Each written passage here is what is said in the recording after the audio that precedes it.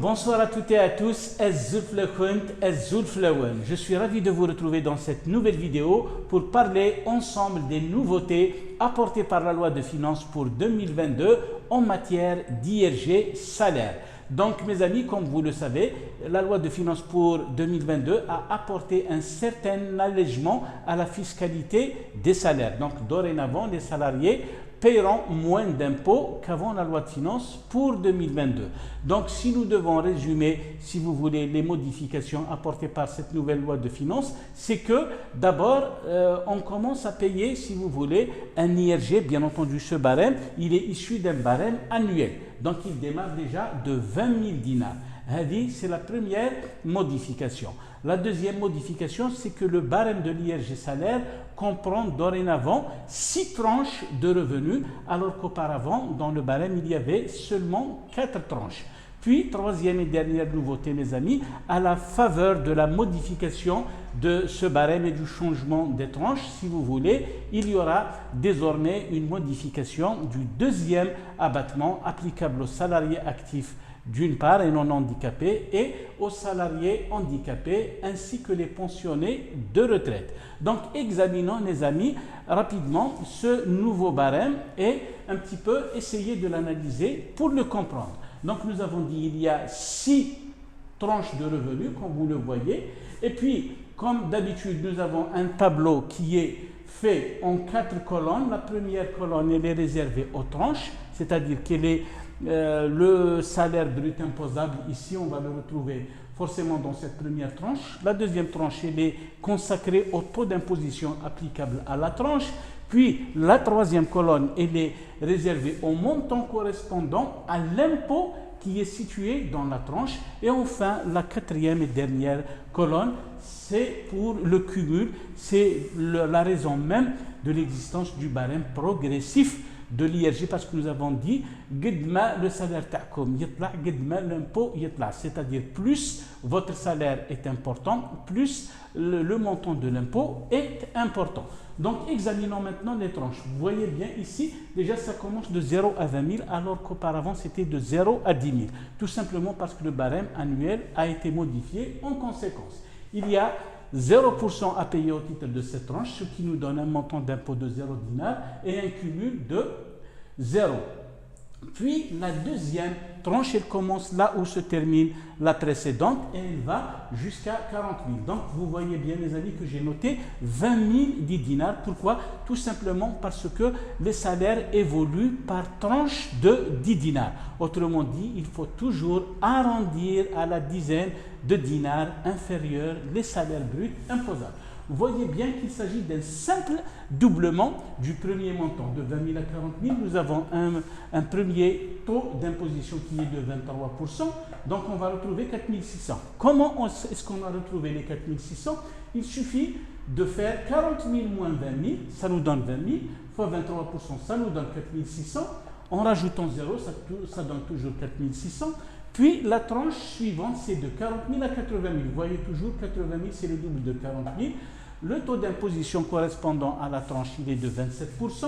Ça nous donne un montant de 10 800. C'est la même chose. 80 000 moins 40 000 fois 27%, ça nous donne 10 800. Mais là, les amis, vous voyez bien, il faut rajouter le cumul de la tranche précédente pour retrouver le montant correspondant, si vous voulez, avec cumul pour cette tranche, donc 15 400. Autrement dit, en brut, si nous avons un salaire brut imposable de 80 000, nous avons 15 400 dinars.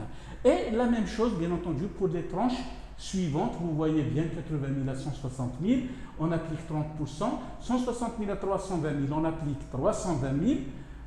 Plutôt, de 160 000 à 320 000, on applique 33%. Et puis, pour tous les salaires bruts imposables qui dépassent 320 000 dinars, c'est-à-dire 32 millions de centimes, on va appliquer un taux marginal de 35%. Là, bien entendu, il faudra le déterminer connaissant ce salaire brut imposable. Mais bien entendu, mes amis, sachez que les salariés, tous les salariés bénéficient d'un abattement. Qu'est-ce que cela veut dire un abattement? C'est une réduction, c'est-à-dire takhfir. Comme les salariés, nous avons dit, et on leur effectue une ponction, une retenue à la source, Donc d'une part, et d'autre part, ils n'ont pas d'autres charges, si vous voulez, à déduire. On leur a accordé un abattement général, c'est-à-dire dont bénéficient tous les salariés, qui est de 40%.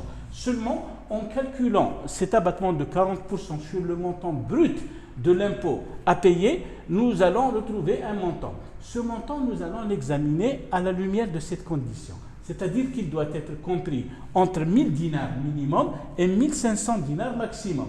Autrement dit, si on trouve un abattement inférieur à 1000, on applique 1000. Si cet abattement est supérieur à 1500, on se limite à 1500, c'est-à-dire au plafond de 1500. Ceci est un abattement, nous avons dit, général qui concerne tous les salariés.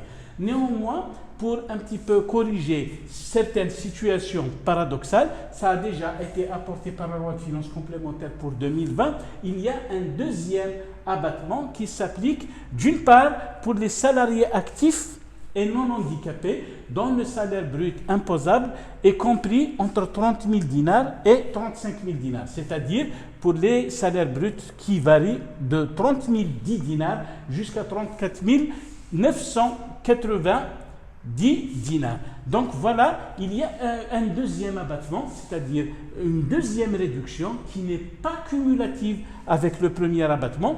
Voici comment on va calculer en définitive le montant de l'IRG à payer pour cette catégorie de salariés. Donc nous allons prendre l'IRG selon le premier abattement.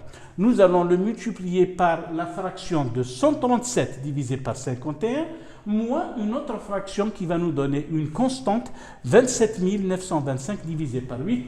Ne cherchez pas trop à comprendre l'origine de cette formule, mes amis. Il s'agit d'un algorithme informatique, bien entendu, qui a été élaboré, bien entendu, sur la base de simulation. Nous avons dit pour éviter certaines situations anormales. Oui, par exemple, un salarié qui touche plus en brut va toucher moins en net compte tenu, bien entendu, de l'exonération des salaires inférieurs, si vous voulez, ou égaux à 30 000. Nous avons dit jusqu'à 30 000 dinars de salaire brut imposable, il y a 0 dinar à payer. C'est une, si vous voulez, clause supplémentaire qui a été rajoutée à ce barème et ça concerne tous les salariés. D'accord? Ceci concerne la première catégorie de personnes qui, nous avons dit, il s'agit des salariés actifs, c'est-à-dire encore en activité, qui travaillent encore, mais et qui ne sont pas handicapés. Voici le premier abattement. Maintenant, il y a un deuxième abattement, ça concerne les salariés handicapés ainsi que les retraités. D'accord? Dont les salaires varient entre 30 000 dinars et 42 500 dinars. Bien entendu, nous avons dit cet abattement est relativement plus favorable que le premier abattement. Donc, il est calculé selon la formule suivante. L'IRG à payer par cette catégorie de salariés ou de retraités va être déterminé comme suit. On va toujours prendre l'IRG selon le premier abattement. On va multiplier cela par 93 divisé par 61, moins une autre constante qui est représentée par la fraction 81 213 divisé par 41. Donc ceci nous est donné, mes amis, toujours par l'article 104 du Code des impôts directs. Pour illustrer ce qu'on vient de démontrer, nous allons prendre deux exemples pour cela.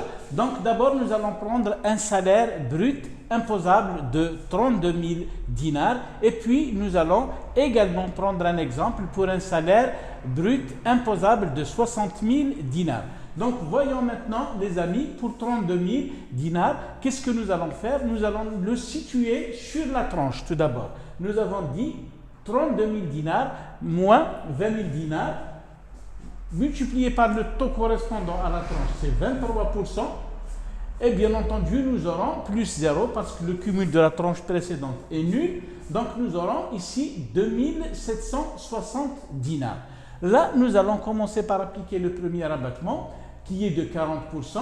Nous avons dit 2760 dinars fois 40% égale 1104. Là, nous n'avons pas de problème, les amis, avec le montant de cet abattement parce qu'il est compris, nous avons dit, entre 1000 et 1500 dinars. Donc nous allons prendre le montant brut, 2760, moins le montant de l'abattement qui est de 1104 dinars, nous allons retrouver 1656 dinars. Mais, mes amis, nous n'allons pas nous arrêter là, puisque le salaire brut imposable de la personne en question, nous allons supposer qu'il s'agit d'un salarié encore en activité qui n'est pas handicapé. Donc nous allons appliquer le premier abattement que nous avons ici. Donc ça va être l'IRG selon le premier abattement fois 137 divisé par 51 moins 27 925 divisé par 8. Vous voyez bien que j'ai reproduit ici la même formule, 1656 fois 137 divisé par 51 moins 27 925 divisé par 8. Nous allons retrouver un montant d'IRG à payer de 957,80. Puis nous allons faire la même chose, les amis, pour un salarié dont le salaire brut imposable est de 60 000 dinars. Vous verrez bien que c'est beaucoup plus facile ici. C'est 60 000 moins 40 000. Nous allons situer notre salaire brut imposable sur le barème, c'est-à-dire sur le tableau. Nous avons 60 000 qui sera bien entendu, qui va remplacer les 80 000 parce que nous situons quelque part ici. Donc ça sera 60 000 moins 40 000 fois 27% plus 4 600. Vous voyez bien, 60 000 moins 40 000 fois 27%, le taux correspondant à la tranche, plus le cumul de la tranche précédente, ça nous donne 10 000. Ça veut dire ici, nous avons 5 400 plus 4 600, ça nous donne 10 000. En appliquant l'abattement général de 40%, ça nous donne 10 000 fois 40% égale 4 000.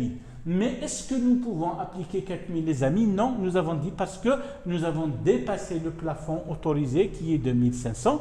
Donc nous allons nous contenter de diminuer, si vous voulez, de retrancher, de soustraire un abattement de 1500, ce qui nous fait que l'IRG à payer en définitive est de 10 000 moins 1500 égale 8 500 dinars. Vous voyez bien, mes amis, avec ce deuxième exemple, c'est plus simple parce qu'il n'y a pas de deuxième abattement qui, bien entendu, nous avons dit, doit s'arrêter pour les personnes, bien entendu, non handicapées et encore en activité à 35 000 et bien entendu à 42 500 pour l'autre catégorie représentée par les retraités et les personnes handicapées. Donc voilà les amis, j'espère que cette vidéo vous aidera un petit peu à comprendre le mécanisme de calcul de l'IRG salaire. Bien entendu, tous les logiciels, toutes les applications informatiques vous donneront systématiquement ce calcul, mais il est toujours utile de le calculer par vous-même pour comprendre et ne pas